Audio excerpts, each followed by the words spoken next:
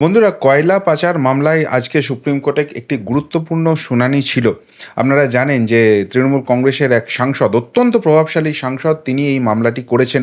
অথচ তিনি মামলা করার পর থেকেই তার আইনজীবী শারীরিক অসুস্থতার কথা বলে বারবার মামলাটি পিছোবার জন্য বলছিলেন, এবং সেই জায়গা থেকে সুপ্রিম কোর্ট ফাইনালি বলেছিল যে গতকাল 31শে জুলাই এই মামলার শুনানি হবেই, সেখানে কোনো রকম কোনো স্থগিতাদেশ হবে না।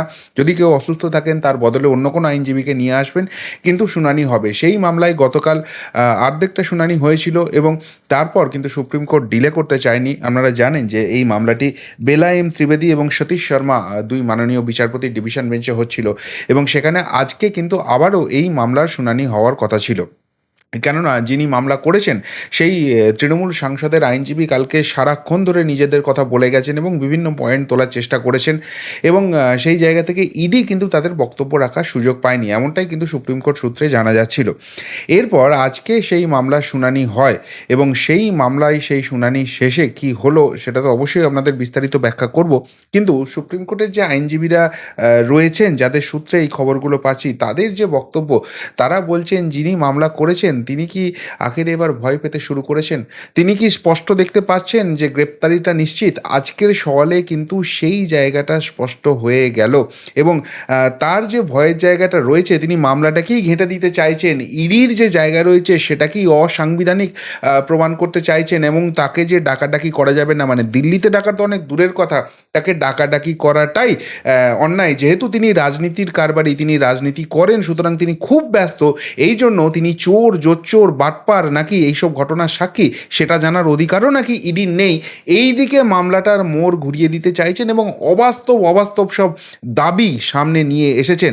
এবং এই সমস্ত দাবি দেখে দিল্লির যে আইনজীবী মহল রয়েছেন, সুপ্রিম কোর্ট সূত্রে যে সব খবরগুলো উঠে আসছে, তাতে একটা কথাই উঠে আসছে যে গ্রেপ্তারি যে হবে, গ্রেপ্তারি যে তিনি কিছুতেই আটকাতে পারবেন না, এই জায়গাটা কি সেই সংশ্লিষ্ট মামলাকারীর কাছে নিশ্চিত হয়ে গেছে? আর সেই জন্যই কি এইসব মামার বাড়ি থুরি পিসির বাড়ির আবদার তিনি সুপ্রিম কোর্টের সামনে রাখছেন? কি হলো আজকে শুনানিতে, অবশ্যই তার বিস্তারিত শোনাবো, শেষ অবধি শুনুন এই প্রতিবেদন। নমস্কার, প্রিয়বন্ধু মিডিয়ায় আপনাদের স্বাগত, এবং আপনারা দেখছেন প্রিয়বন্ধু বাংলা, সত্যের সন্ধানে সর্বদা আমি শুদ্ধশীল। বন্ধুরা, আজকে যে মামলা হয়েছে, আজকেও কিন্তু ইডিকে সেইভাবে বলতে দেওয়ার সুযোগ হয়নি। ফলে যেটা জানা যাচ্ছে যে আজকের শুনানি শেষে কিন্তু দুই বিচারপতি, মাননীয় বেলা এম ত্রিবেদী এবং মাননীয় সতীশ শর্মা, তারা কিন্তু বলেছেন এই মামলার পরবর্তী শুনানির জন্য ডেট হচ্ছে 7 অগস্ট। কিন্তু আজকে কি কি বক্তব্য রাখলেন, যেটুকুনি আমি আইনজীবীদের সূত্রে জানতে পারছি, যেহেতু যিনি মামলা করেছেন তার সমস্ত বক্তব্যটা শুনতে চাইছে। এই ব্যাপারে কিন্তু কোনো জাজমেন্ট বলুন, কোনো অবজারভেশন বলুন, এটা কিন্তু এখনও বিচারপতিরা কিন্তু পাশ করেনি। তারা কি কি বলতে পারেন, কতদূর যেতে পারেন, সেটাই নাকি দেখতে চাইছেন। এখানে যে পয়েন্টগুলো তুলেছেন, মূলত 4টে পয়েন্ট আজকে তুলেছেন, এবং সেটা নিয়েই বিস্তারিত ব্যাখ্যা করে অনেক কথা বলে ব্যাপারটাকে ঘোরানোর চেষ্টা করেছেন যিনি মামলা করেছেন, তার যিনি আইনজীবী রয়েছেন, এবং তিনিও রাজ্যসভার সাংসদ। যাই হোক, প্রথম যে পয়েন্টটা তুলেছেন তিনি, সেটা হচ্ছে যে আর্থিক তছরূপ মামলায় পিএমএলএতে অভিযুক্তকে তলব করার কোনো নির্ধারিত পদ্ধতি নেই।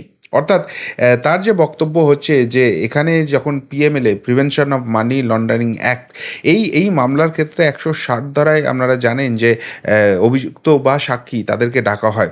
তো সেই জায়গাটার প্রথম কথা তুলেছেন যে, এবার এগুলোর ব্যাখ্যায় আসছি যে কেন এগুলোকে অযৌক্তিক বলছেন, তার পয়েন্টগুলো আগে বলে নিই। তো এই জায়গাটায় কোনো আলাদা করে কোনো ব্যাপার নেই।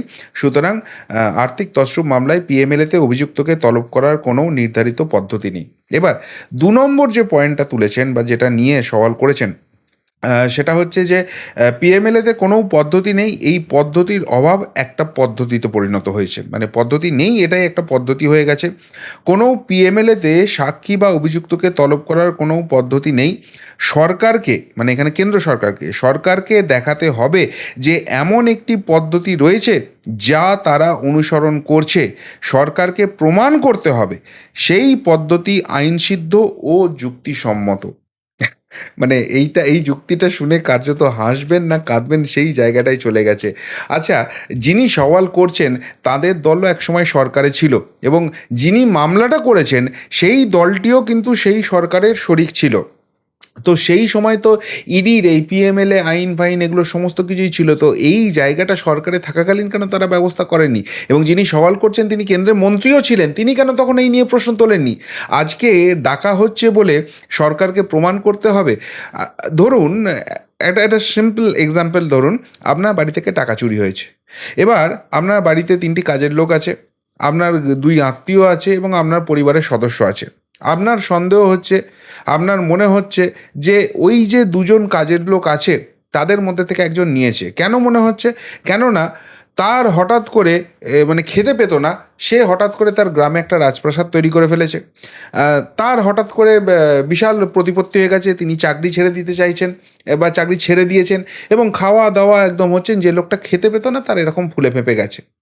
এইবার তাহলে স্বাভাবিকভাবে তার দিকে প্রথম আপনার নজর যাবে যে এই টাকাটা কোথা থেকে পেলো, এ তো খেতে পেতো না, 2011 তো খেতে পেতো না, বস্তিবাসী থাকতো, ওই টালির চালাই থাকতো, সে হঠাৎ করে এরকম রাজপ্রাসাদ করে ফেললো কেন? খুব স্বাভাবিকভাবে তার কাছে যাবে। এবার সে যদি সেটা সৎপথে, যে তার এক সন্তান ছিল, তার স্ত্রী ছিল, তিনি খুব ভালো ব্যবসা করেছেন, করে সেই জায়গাটা করেছেন, তিনি তাকে ডাকলে তিনি সেগুলো বলে দেবেন। বা তিনি এই এই কাজের পাশাপাশি একটা অন্য বিজনেস করছিলেন, অন্য কিছু করছিলেন, তিনি লটারি পেয়েছেন, পেয়ে তিনি কোটিপতি হয়েছেন, করে সেগুলো করেছেন, তিনি দিয়ে দেবেন যে এই দেখুন আমার এই সোর্স থেকে টাকা এসছে, এই আমি সরকারকে ট্যাক্স দিয়েছি, আমার প্রত্যেকটা পয়সা একদম পাই পয়সার হিসেব আছে, এখানে কোনো রকম কোনো অসুবিধা নেই। তাহলে কাউকে ডাকলে তার তার ভয়টা কোথায় থাকবে? তার উত্তরটা ভুল কোথায় হবে? কেউ যদি সৎ পথে রোজগার করে, ধরুন আমাকেই আমার যে ব্যাঙ্ক অ্যাকাউন্ট ফ্রিজ করে দিয়েছিল, যে এর গুগল থেকে টাকা আসে, সেটা নাকি জঙ্গি সংগঠন, সেই জন্য এর অ্যাকাউন্ট বন্ধ করে দাও। আদালতে গিয়ে বলল, আদালতই আমাকে কিছু প্রমাণই করতে হলো না, আদালত গিয়ে ঠাস ঠাস করে চরবে বলে এর অ্যাকাউন্টটাকে খোলো, 15 মিনিটের মধ্যে যদি না খোলে তারপর তোমাদের মজাটা দেখাচ্ছি, সাথে সাথে থরথর করে কাঁপতে কাঁপতে অ্যাকাউন্টটা খুলে দিল। তাহলে কেউ, কোনো মানুষ যদি সৎপথে ইনকাম করে, সে যত টাকা ইনকাম করুক, সে যদি সরকারকে ট্যাক্স দেয়, তাহলে তাকে যদি ডাকে, হতেই পারে তার প্রভাব প্রতিপত্তি বাড়তেই পারে, কিন্তু তাতে তো তার কোনো অসুবিধা নেই। কিন্তু এখানে কেউ যদি প্রশ্ন করে যে সরকারকে প্রমাণ করতে হবে যে এই যে PMLA, prevention of money laundering অ্যাক্টে কাউকে ডাকা হচ্ছে, এইটা নিয়ে একটা পদ্ধতি আছে এবং সেই পদ্ধতি আইন সিদ্ধ এবং যুক্তিসম্মত। এবার এই পিএমএলএ আইনটা তো আকাশ থেকে উড়ে এসে পড়েনি, এর 2টো সেগমেন্ট রয়েছে। এক, এই পিএমএলএটা কিন্তু সারা বিশ্বব্যাপী, সেখানে কিন্তু prevention of money laundering act বা এটা এটা কিন্তু রয়েছে। সুতরাং এটা কিন্তু একটা আন্তর্জাতিক ক্ষেত্রের গাইডলাইন আছে, মোটামুটি সব দেশই সেটা ফলো করে। এবার কোনো কোনো দেশ নিজের নিজের ক্ষেত্রে সেটাকে একটু একটু মডিফাই করে নেয়, কিন্তু বেস লাইনটা সেম, বেস রুলসটা সেম প্রত্যেকটা দেশের ক্ষেত্রে। যদি এটা না হয় তাহলে আন্তর্জাতিক ক্ষেত্রে ব্যান হয়ে যেতে হবে। তাহলে এইটা ভারতবর্ষ আলাদা করে কোনো আইন করছে এরকম কোনো ব্যাপার নয়, সারা বিশ্ব মোটামুটি যে আইনটা ফলো করে সেটাই ফলো করছে।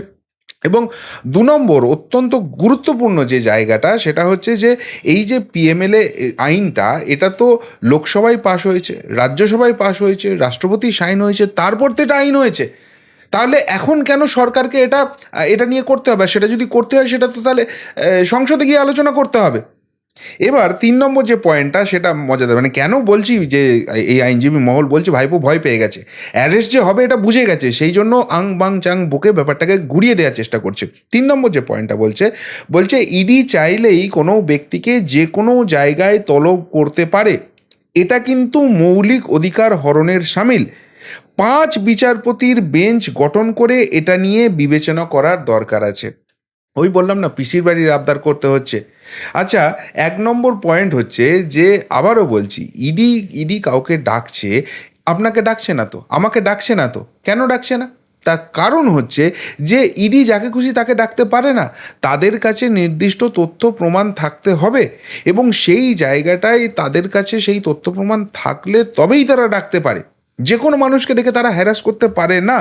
এবার যদি কোথাও চুরি ডাকাতি হয়, ধরুন আবারও বলছি যে আপনার বাড়িতে চুরি হয়েছে, আপনার বাড়িতে 10,000 টাকা ছিল, সেটা চুরি হয়ে গেছে, আপনার বাড়িতে সেই মুহূর্তে 5জন লোক আছে, তার মধ্যে 2জন আত্মীয়, 2জন চাকর বাকর, একজন আপনার পরিবারের সদস্য এবং আপনি নিজে আছেন।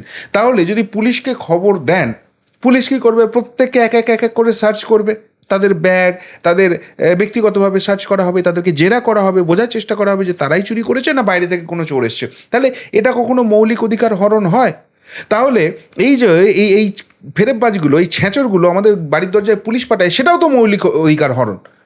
কোনো রকম কারোর কোনো রকম দোষ নেই, তা সত্ত্বেও বারবার বারবার এই যে পুলিশ পাঠিয়ে হ্যারাস করছে, সেই মৌলিক অধিকার হরণ। যাক, সেটা অন্য পথে চলে যাচ্ছে। কিন্তু বলছে 5 বিচারপতির বেঞ্চ বসিয়ে সেইটাকে বলতে হবে যে এরকম কাউকে ডাকছে মানে তার মৌলিক অধিকার হরণ হচ্ছে কি না, সেই জায়গাটা দেখতে হবে। আবারও বলছি যে যে কোনো দেশের যে কোনো আইন সেটা তৈরি হয় লোকসভায় এবং রাজ্যসভায়, সেই জন্যগুলো তো সেগুলোকে আইনসভা বলা হয়। এবং সেই লোকসভায় সেটাকে পাশ করাতে হয়, রাজ্যসভায় সেটাকে তর্ক বিতর্কের পর পাশ করাতে হয়, এবং তারপর রাষ্ট্রপতির কাছে যায়। রাষ্ট্রপতি সেটাকে সই করলে তবে সেটা আইনে পরিণত হয়।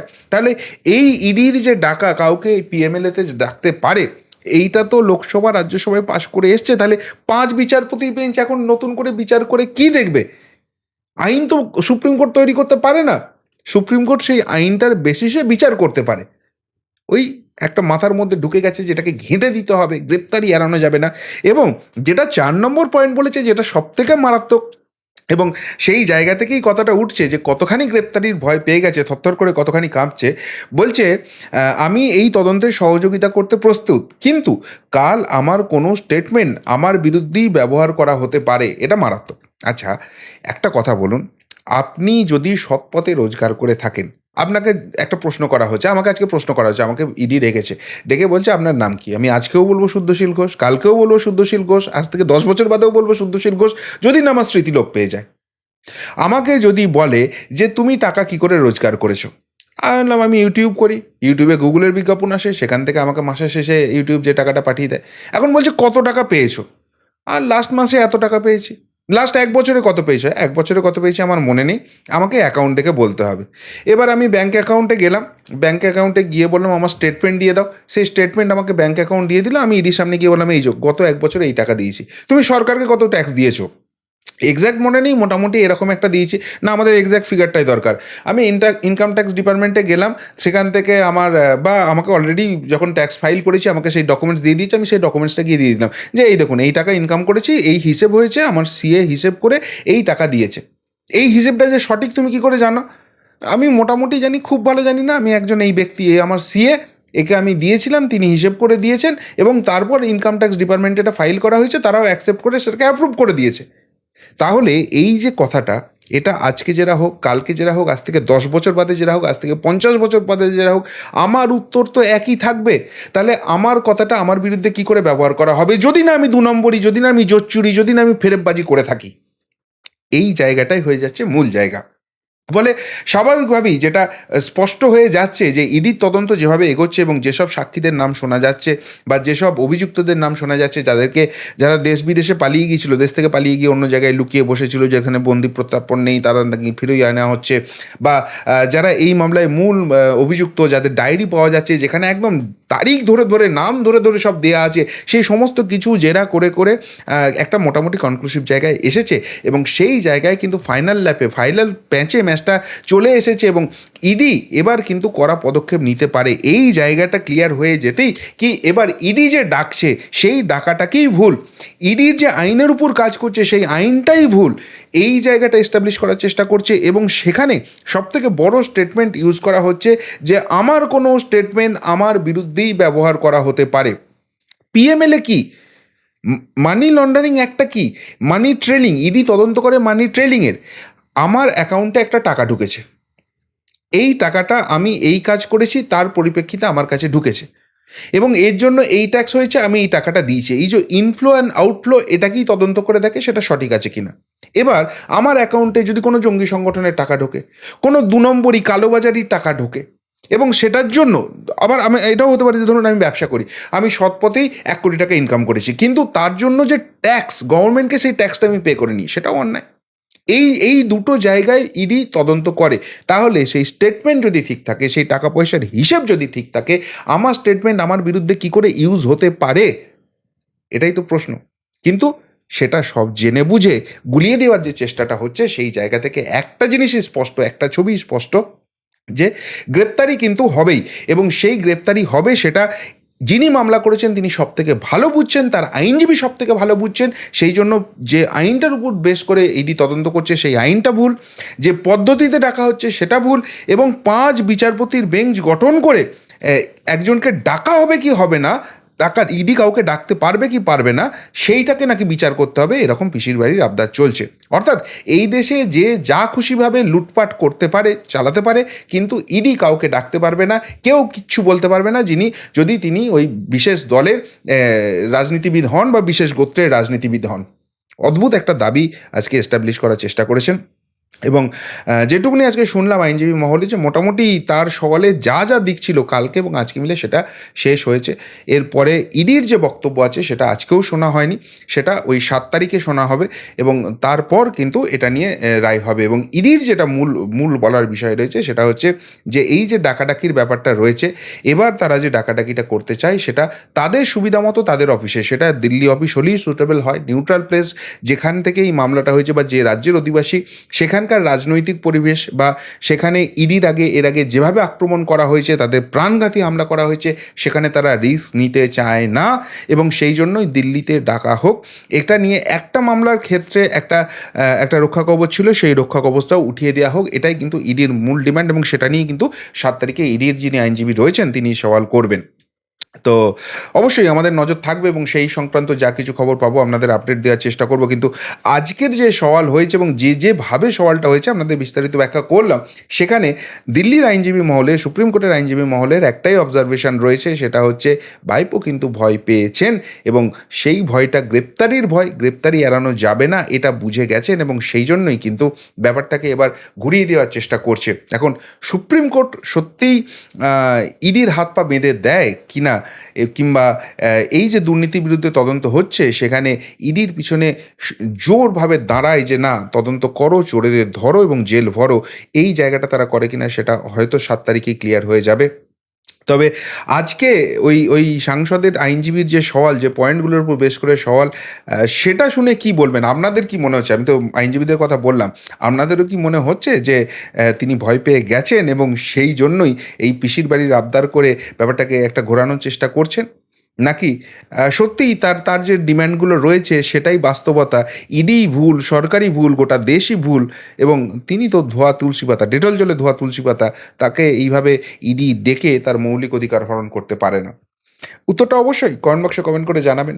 এমনকার মতো এখানেই শেষ করলাম, ফেরত আসছি নতুন প্রতিবেদন নিয়ে খুব তাড়াতাড়ি। ভালো থাকবেন, সাথে থাকবেন, পাশে থাকবেন। নমস্কার।